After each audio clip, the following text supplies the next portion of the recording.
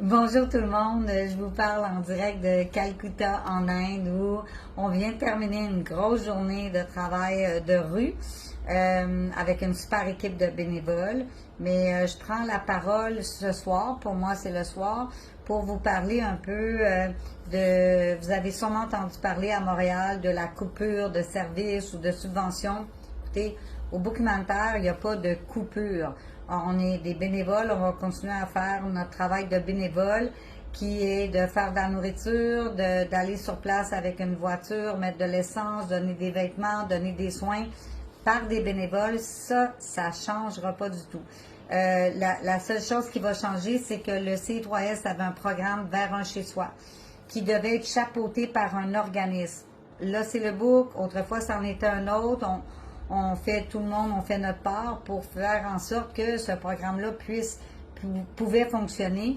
Donc, le C3S donne un montant d'argent qui est donné à des travailleurs autonomes, 2 travailleurs autonomes. De ce montant-là, zéro argent allait pour le documentaire, aucun avantage.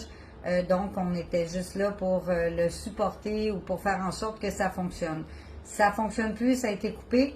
Pour nous, au niveau de nos services, ça ne change absolument rien.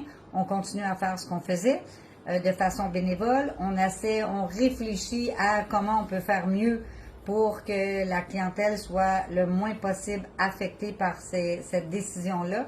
On est inquiet, mais on garde quand même espoir de trouver des solutions.